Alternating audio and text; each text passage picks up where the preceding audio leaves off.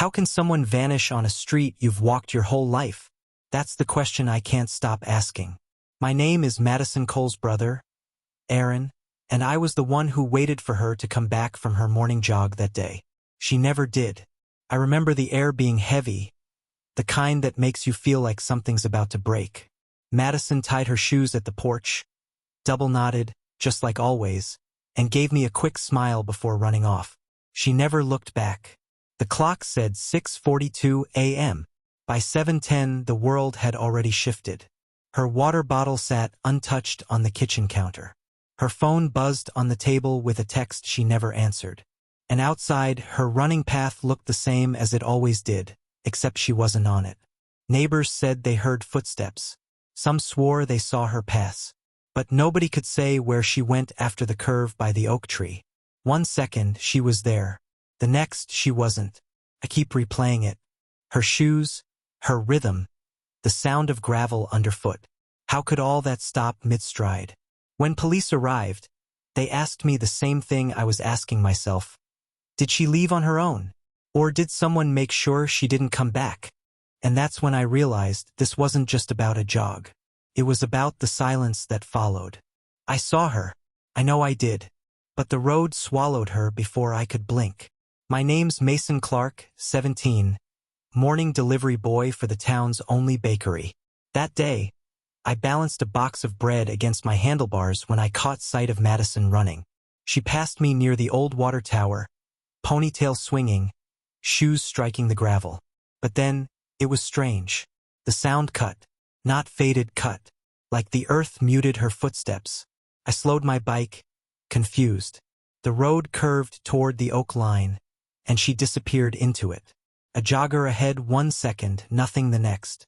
I thought maybe she'd stopped, tied her shoe, stretched, but no one was there, just still air. Even the birds had gone quiet. What haunts me most isn't that she vanished. It's what I saw on the ground where she should have been. A single shoelace stretched out like someone had pulled it tight, then let it go.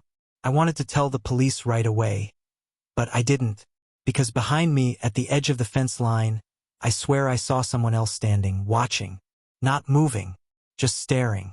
When I turned back, Madison was gone, and so was the figure. So here's the question that keeps me up. Was I the last one to see her alive, or the first one to see her taken? You don't forget the sound of a door closing when your child doesn't return through it. I'm Patricia Cole, Madison's mother. The morning she vanished, I was standing in the kitchen, rinsing coffee grounds from the pot. The screen door slammed against its frame, but when I turned, the yard was empty. I swear I felt her presence pass through the room, even though she'd already left for her jog. Time fractured after that. My hands shook so badly I dropped a plate, and for a moment I thought the shattering was her scream. But no one screamed, just silence. Neighbors crowded my porch later, whispering comfort they didn't mean. I watched their mouths move, but I couldn't hear words, only the ticking of the old wall clock. Every second was an accusation. Why didn't you walk with her? Why didn't you call out? The sheriff asked what I remembered. I told him the truth. I remembered too much. I remembered Madison standing in the hallway, even though she'd already been gone 20 minutes. I remembered her knocking on my door, though the door stayed closed. My memories aren't lies, they're echoes. That night, when the house emptied, I sat on Madison's bed. Her blanket smelled like lavender soap and sweat from training runs. That's when I noticed the note tucked beneath her pillow.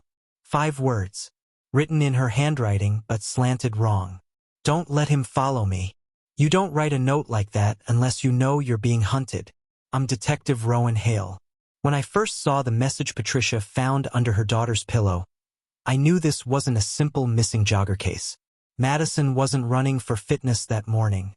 She was running from someone. I drove to Elmwood Road myself, where Mason claimed he saw her vanish. The pavement was still damp from last night's rain. At the curve by the oak line, I stopped. There was no struggle, no drag marks, just an unnatural stillness, as if the whole place had been scrubbed clean of sound. Back at the station, I requested the street cameras near the water tower. Frame by frame, I studied her stride, calm, focused, steady. Then her head jerked sideways, eyes wide. She was startled. Something or someone was there. The footage caught it for only a fraction of a second. A dark blur trailing just outside the street lamp's glow. Too close to be coincidence, too vague to be human. When I showed the clip to the sheriff, he shut the laptop hard. "We're not leaking this. Last thing this town needs is hysteria. But I've seen this before. Another runner. Another case. Another note. Different town, same pattern." And that's when I realized Madison wasn't the first to vanish this way. They told me joggers go missing in parks. Not in neighborhoods where buses hiss and headlights never stop turning corners. I'm Marcus Hill. I run a deli 3 blocks from Elmwood Road, and Madison bought coffee here almost every morning. That's why I noticed her absence the very next day. People fade in big cities, but not Madison. She stood out. Always polite, always carrying that battered water bottle with stickers peeling off. Detective Rowan Hale came into my shop asking questions, and when he showed me the blurry footage, I swore I recognized something. Not Madison behind her. A reflection. Not a shadow, not a smudge. A man. Just for half a second, caught in the glass of a passing bus window. But here's the part that doesn't leave me alone. 2 years earlier, the same thing happened. Different girl. Different block. She bought a sandwich from me, said she was training for a marathon. Next morning, gone. Police chalked it up to city crime, robbery maybe. But I remember the same reflection in her case, too. I started replaying the store's camera footage from the night Madison vanished. At 8:03 p.m., the bell above my door rang, though nobody stepped inside. The video froze, static like the city itself flinched. And then, just for a moment, I heard it. Not through the speakers, but in the room with me. Her voice, Madison's, whispering the same words I'd later hear the detective repeat. "Don't let him follow me. Cities are loud, crowded, restless. So tell me, how does someone disappear in the middle of it without a single scream being heard?" My name is Teresa Vaughn. I was driving home from the late shift the night Madison vanished. Stoplights blinking red, storefront gates pulled down. The usual rhythm of closing time. Elmwood Road looked normal until it didn't. I saw her, Madison, running hard. Not the steady jog of a runner training, but frantic, like someone was behind her. I remember her turning her head, looking straight over her shoulder. That's when the streetlights flickered, 3 in a row, like the whole block exhaled, and then gone. 1 second she was in my headlights, the next my windshield reflected nothing but wet asphalt. I slammed the brakes, rolled down the window, called out. No answer. But I swear I heard something under the hum of the engine. A man's voice. Low, close, but not coming from the street. From the car. "Keep driving." My hands shook on the wheel. I checked the back seat. Empty. The next day, when detectives asked me what I saw, I told them the truth. Madison vanished in front of my eyes. They didn't write it down. Just nodded like I'd imagined it. But I know what I saw. And last night, when I drove that road again, my dashboard clock froze at the same minute. 8:04 p.m.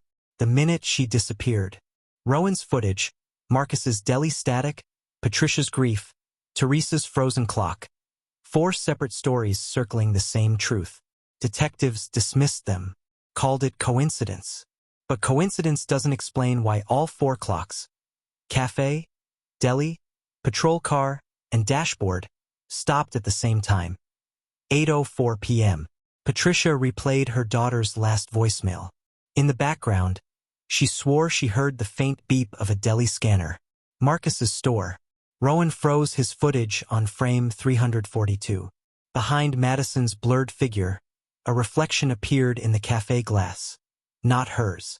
Taller. Still. Watching. And Teresa? She drove Elmwood again. This time her radio, dead silent, crackled with Patricia's voice. "She'll come back. They all do. For lives, one vanished runner, and a city that swallows answers whole." So I'll ask you, do you believe Madison ever left Elmwood Road? Or is she still running, caught between the seconds that never move forward? Because when you walk those streets at night, the traffic lights blink red, the air stills, and the clocks hesitate at 8:04. And if you look too long, something looks back. Sparkles subscribe to the Veil of Secret, where the shadows of every city still breathe.